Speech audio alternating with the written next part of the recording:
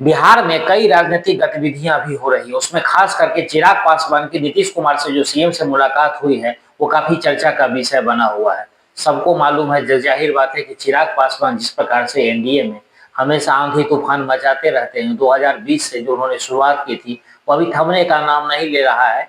क्योंकि हाँ, थोड़ा कुछ समय जो लोकसभा का चुनाव हुआ था, उसमें वो गठबंधन के भागीदार बनते हुए 5 सीटों पर जो उनको मिली, उस पर विजय प्राप्त किया। लेकिन अभी जब भी विधानसभा चुनाव की बात होती है, तो उनकी महत्वाकांक्षा थोड़ी सी बढ़ जाती है। लोकसभा में थोड़ा सा महत्वाकांक्षा उनका कम भी रहता है, लेकिन विधानसभा में उनको लगता है कि विधानसभा चुनाव जो होता है, उसमें सीटों के साथ उनके साथ अन्याय होता है कि उनको उतना सीट नहीं दी जाती जितने के वो दावेदार हैं। खैर, अभी जब कल नीतीश कुमार से उनकी मुलाकात हुई थी, तो कई अहम बातें थी, कई मुद्दे थे नीतीश कुमार के सामने और तेजस्वी और चिराग पासवान के सामने भी। चिराग पासवान ये जानना चाहते थे कि आखिर नीतीश कुमार के मन में चल क्या रहा है, और एक जो सत्ता के गलियारे में एक बार दौड़ रही थी कि इस बार चिराग पासवान क्या करने वाले हैं, क्या फिर वही कहानी 2020 वाली दोहराएंगे, फिर नीतीश को डैमेज करेंगे। और नीतीश ने बीजेपी से पूछा भी था कि उनकी मंशा क्या है, या अगर आपको मालूम है तो बताया जाए। लेकिन बीजेपी ने कहा था कि सब कुछ ठीक है। ऑल इज वेल वाली बात हो गई थी, और उसके बाद सब कुछ उसमें, और सीट शेयरिंग को लेकर के भी जिस प्रकार से चिराग पासवान 40 सीट पर अड़े हुए थे, तो 25 से 28 सीट देने की लगभग बात हो गई थी। लेकिन कल जब मुलाकात हुई, तो चिराग पासवान ने कहा कि कम 40 नहीं तो कम से कम 33 सीट तो हमें दे ही दिया जाए। 33 सीट पर उनकी डिमांड अभी भी है, वो मानने को तैयार नहीं है कि 30 से नीचे हम चुनाव में लड़ सकते हैं।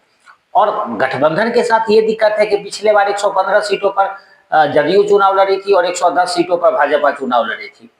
तो 125 सीट ऐसे ही निकल गया था। उसके बाद बाकी मुकेश सहनी और जीतन मांझी में उनको जो है वितरित कर दिया गया था। तो अब इस बार ऐसा तो है नहीं, क्योंकि इस बार उपेंद्र कुशवाहा भी हैं, जीतन मांझी भी है, चिराग पासवान भी हैं। तो बीजेपी और जदयू 100-101 सीट ऐसे करके लड़ सकती है, और उसमें से 25 से 28 सीट चिराग पासवान को दिया जा सकता है, और बाकी में समन्वय बनाने के लिए आरएसपी यानी कि उपेंद्र कुशवाहा और जीतन राम मांझी की भागीदारी हो सकती है। अभी तक तो यही लग रहा था। तो अब उसमें चिराग पासवान का जो डिमांड है, नीतीश कुमार शायद उस पर माने नहीं। दूसरी बात चिराग पासवान ने नीतीश कुमार के सामने कही कि रामविलास पासवान का जो एक प्रतिमा है, वो लगना चाहिए पटना के मुख्य स्थान पर, जो महत्वपूर्ण जगह है वहां पर रामविलास पासवान की प्रतिमा का जो है वो स्थापित होना जरूरी है। नीतीश कुमार ने यह भी बात मान लिया। उसके बाद उन्होंने जो है भीम बहुजन संवाद की बात कही, जो वो नालंदा में करने वाले 29 तारीख को करेंगे। बहुजन भीम संवाद के नाम से ये संवाद होगा, जिसमें भीम भी रहेंगे और बहुजन भी रहेंगे। यानी चिराग पासवान ये साबित करना चाहते हैं कि हम सबको साथ लेकर के चल रहे हैं, सिर्फ हम भीम की बात नहीं करें, क्योंकि वो दलित नेता के रूप में जाने जाते हैं। जैसे उनके पिताजी को कहा जाता था कि देश के दूसरे अम्बेडकर हैं, उसी तरह वो भी दलित नेता के रूप में ही जाने जाते हैं।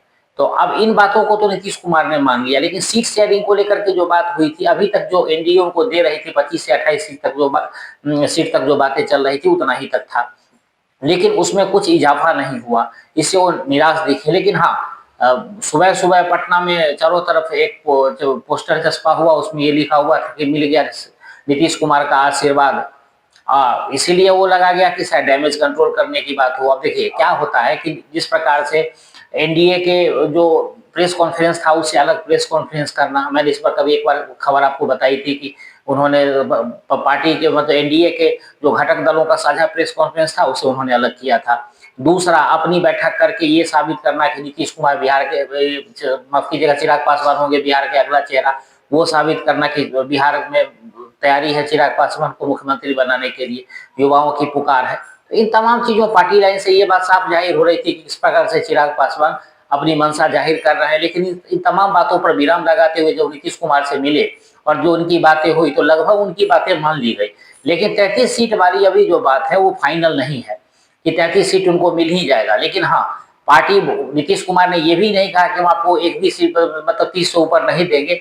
उन्होंने कहा कि आपको ये लगता है कि संभव है, ऐसी ही बात हुई है जो अंदर खाने से खबर आ रही है। सूत्रों का माने तो उनको जो वहां बैठक के आसपास थे, उन लोगों ने नाम न लेने हो, नाम नहीं लेने का न कह करके उन्होंने ये कहा कि ये बात हुई, और उनका डिमांड था कि कम से कम काफी लोग हमारे तैयारी कर रहे हैं चुनाव लड़ने के लिए, और काफी कुछ ऐसी सीटें हैं जहां पर जदयू का भी दावा है और चिराग पासवान का भी दावा है। तो इस स्थिति में दोनों के बीच में समन्वय बिठाना बड़ा ही कठिन हो जाएगा। तो इन तमाम चीजों पर काफी चर्चा हुई। लेकिन चिराग पासवान निकले, लेकिन मीडिया से उन्होंने किसी प्रकार का कोई बात साझा नहीं किया। तो अब देखना बड़ा ही महत्वपूर्ण होगा कि जो दोनों की बीच में जो दूरियां थी, आप लोगों को मालूम है कि पहले से थोड़ी सी खटास रही है। 2020 के बाद जो दोनों के बीच में खटास शुरू हुई थी वो चल ही रहा था, लेकिन लोकसभा के चुनाव के बाद इसको पाटने की कोशिश की। नीतीश कुमार ने काफी मेहनत किया था लोकसभा चुनाव में, चिराग पासवान के सीटों पर जाकर के जनसभाएं भी की थी। तो अब ये देखना होगा कि किस प्रकार से चिराग पासवान अपनी बात को रखे हैं नीतीश कुमार के सामने, और नीतीश कुमार कितना उनकी बात को मानते हैं और क्या उनको आगे मिलने वाला है। तो नीतीश कुमार मजे हुए नेता हैं और राजनीति में उनका तो जानते ही हैं। तो इसी स्थिति में देखना होगा कि चिराग पासवान को क्या मिला, क्या खोया, क्या पाया। वो तो अब जब फाइनल सीट शेयरिंग होगा तभी पता चलेगा।